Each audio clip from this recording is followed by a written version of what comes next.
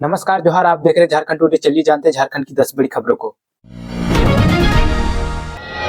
झारखंड में पश्चिमी विक्षोभ का असर पूरी तरह खत्म, आने वाले दिनों में कैसा रहेगा मौसम। रांची समेत पूरे राज्य में मंगलवार को एक बार फिर मौसम ने करवट ली। मंगलवार को सुबह से ही तापमान में गिरावट देखा गया, जिसके कारण ठंड में बढ़ोतरी हुई। इसके अलावा दिन भर ठंडी हवा भी चलती रही। मौसम में ठंडक होने के कारण लोगों को भी गर्म कपड़े पहनकर बाहर घूमते देखा गया। बताया गया कि मंगलवार को न्यूनतम तापमान 12 डिग्री रहा। इधर अचानक बढ़ी ठंड के बाद चिकित्सकों ने भी लोगों को सावधानी बरतने की अपील की। बच्चों पर विशेष ध्यान देते हुए पूरी तरह से ढक कर रखने की सलाह दी गई।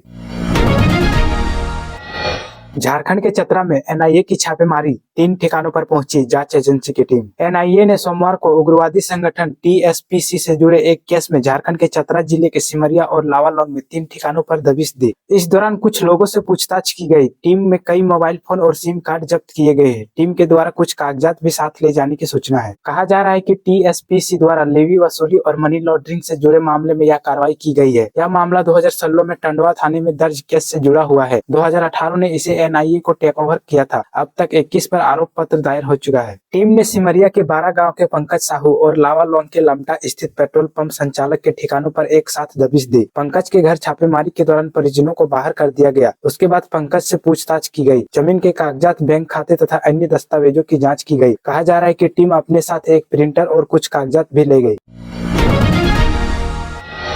5 मिनट में 13 लाख की लूट, रांची के बीच सड़क, कैशियर से कैश छीनकर भागे अपराधी। राजधानी रांची में आशीर्वाद आटा कंपनी का फ्रेंचाइजी लेने वाले कैशियर की अपराधी पीछा कर रहे थे। 1.5 घंटे की रेकी करने के बाद अपराधियों ने केवल 5 मिनट में लूट की घटना को अंजाम दिया। पांड्रा रोड में ओटीसी ग्राउंड के पास सोमवार को कुलदीप टावर के बाहर दिन के 1:45 बजे कंपनी के कैशियर से 13 लाख रुपए से भरा थैला लूटा और रोकने वाले होटल संचालक को गोली मारकर भाग निकला। योजनाबद्ध तरीके से अपराध की घटना को अंजाम देकर भाग निकलने से पहले अपराधियों ने अच्छी तरह से सभी पॉइंट की जांच परख कर ली थी।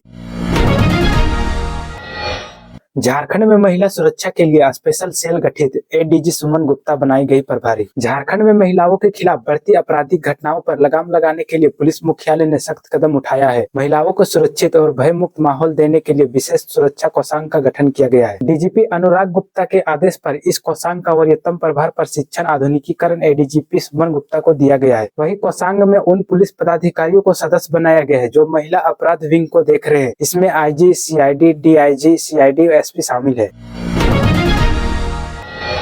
झारखंड में पत्नी को जलाने के आरोपी एसडीओ का ट्रांसफर हजारीबाग से हटाया गया। झारखंड में पत्नी को जलाने के आरोपी एसडीओ अशोक कुमार का हजारीबाग से ट्रांसफर कर दिया गया है। उन्हें रांची स्थित कार्मिक एवं प्रशासनिक विभाग में योगदान देने के लिए कहा गया। इस संबंध में सोमवार देर शाम अधिसूचना जारी कर दी गई। हजारीबाग में अशोक कुमार के सरकारी आवास से 3 अंगरक्षकों को भी वापस बुला लिया गया है। सभी को पुलिस लाइन बुला लिया गया है। इधर अशोक कुमार के ट्रांसफर के बाद डीसी नैन्सी सहाय ने एलआरडीसी राजकिशोर प्रसाद को सदर एसडीओ का प्रभार लेने का निर्देश दिया है। इस बीच अनीता देवी को जलाने के मामले में जांच के लिए एसपी की गोपनीय शाखा में एसडीपीओ अमित आनंद की अगुवाई में एसआईटी का गठन किया गया है। इसी आदेश में मामले की जांच कर सभी आरोपियों को गिरफ्तारी का आदेश दिया गया है। इस मामले में एसपी अरविंद कुमार सिंह ने बताया कि 27 दिसंबर को इस मामले में एसआईटी का गठन किया गया था, जिसमें पुलिस को अनुसंधान के बाद इस कांड में सभी आरोपियों को गिरफ्तार करने का आदेश दिया गया है। जैसे सभी पत्र जारी करने में कार्यालय में लिखने की प्रक्रिया होती है, उसी तरह इसमें पालन किया गया है। अनुसंधान के बाद ही एसडीओ को अभियुक्त घोषित किया जा सकता है।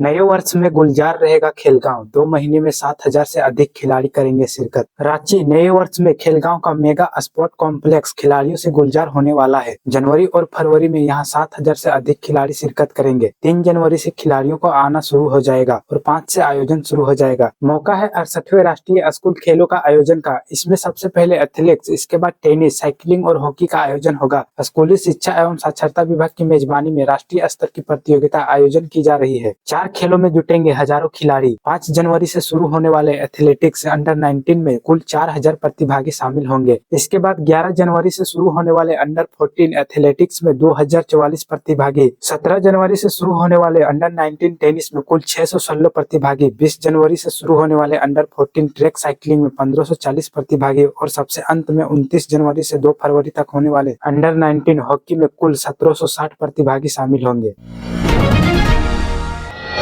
बिहार में भी जेएमएम चुनाव लड़ने को तैयार, ठोका 12 सीटों पर दावा। झारखंड के बाद साल 2025 में बिहार विधानसभा का चुनाव होना है। इसे लेकर राजनीतिक पारा फिर से चढ़ा हुआ है। इसकी सबसे बड़ी वजह राज्य की सबसे बड़ी पार्टी झामुमो भी इस बार गठबंधन के तहत चुनाव लड़ने की तैयारी में है। पार्टी में कम से कम 12 विधानसभा सीटों पर चुनाव लड़ने की तैयारी में है। बिहार विधानसभा में 12 सीटों की मांग करेगा झामुमो। सूत्रों की माने तो झामुमो बिहार में राजद और कांग्रेस से 12 सीटों की मांग करेगा। इसके पीछे पार्टी का तर्क है कि बिहार के सीमावर्ती जिलों में पार्टी का मजबूत जनाधार है। पूर्व में पार्टी के विधायक भी वहां से रहे हैं। जानकारी के मुताबिक झामुमो बिहार की जिन सीटों पर दावा कर रहा है उनमें तारापुर, कटोरिया, मनिहारी, झाझा, बांका, ठाकुरगंज, रुपौली, रामपुर, बनमखनी, जमालपुर, पीरपाती और चकाई विधानसभा की सीट शामिल है। वही झामुमो नेता का कहना है कि इन सीटों पर न सिर्फ उनके कार्यकर्ता है बल्कि प्रत्याशी भी है। बताया गया कि जल्द ही राजद और कांग्रेस गठबंधन के साथ झामुमो की बैठक होगी और इस मांग को रखा जाएगा। गौरतलब है कि वर्ष 2020 में चुनाव में झामुमो ने अकेले चुनाव लड़ा था लेकिन सफलता नहीं मिल सकी थी। इस बार झारखंड में राजद व कांग्रेस का पर्याप्त प्रतिनिधित्व दिया गया था। पार्टी को उम्मीद है कि जैसे झारखंड की सीट का बंटवारा किया गया था वैसे ही बिहार में महागठबंधन सीट का बंटवारा करेगा।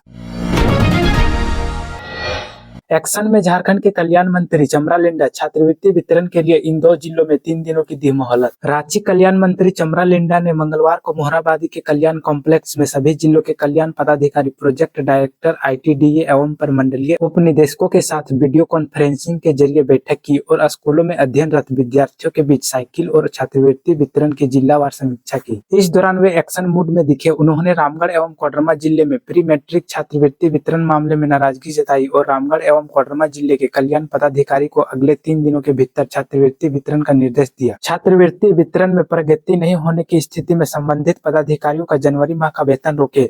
उन्होंने कहा कि छात्रवृत्ति वितरण मामले में जो पदाधिकारी कोताही बरतेंगे उनके खिलाफ कार्रवाई की जाएगी। राजनेताओं के लिए साल 2024 किन्हीं के लिए रहा खट्टी तो किन्हीं के लिए रहा मीठी। राजनेताओं के लिए साल 2024 खट्टी मीठी रही, लेकिन कई राजनेता ऐसे भी रहे जिनकी किस्मत इस साल रूठ गई। साल के शुरुआती में सियासी सरगर्मी तेज हो गई थी। 31 जनवरी को सीएम हेमंत सोरेन की गिरफ्तारी हो गई थी और सत्ता परिवर्तन हो गया था। चंपई सोरेन के नेतृत्व में नई सरकार का गठन हुआ। बीजेपी पर केंद्रीय एजेंसी का दुरुपयोग का आरोप लगा। इसका अक्सर राजनेताओं के साथ आम लोगों की जिंदगी पर भी पड़ी। आदिवासी समाज ने हेमंत सोरेन की गिरफ्तारी का पुरजोर विरोध किया था और आनंद फानन में झारखंड बंद का ऐलान भी किया था। हालांकि बाद में ये बंद वापस भी ले लिया गया। हेमंत की गिरफ्तारी का असर लोकसभा चुनाव में ही देखने को मिला और बीजेपी सभी आदिवासी रिजर्व सीटें हार गई। इस सियासी उठापटक के बीच आज हम ये जानने की कोशिश करेंगे कि यह साल किन लोगों के लिए अच्छा रहा और किन लोगों के लिए खराब। इसी कड़ी में साल 2024 में झारखंड के एक युवा नेता जयराम महतो का आगमन हुआ। यूं तो उन्होंने अपना लोहा लोकसभा चुनाव के दौरान मनवा ही लिया था, लेकिन न उन्हें सफलता मिली न उनकी पार्टी को। विधानसभा चुनाव में उनकी पार्टी ने भले ही एक ही सीट जीती है, लेकिन उन्होंने बीजेपी आजसू के गठबंधन को तकरीबन 1 दर्जन से अधिक सीटों पर नुकसान पहुंचाया है।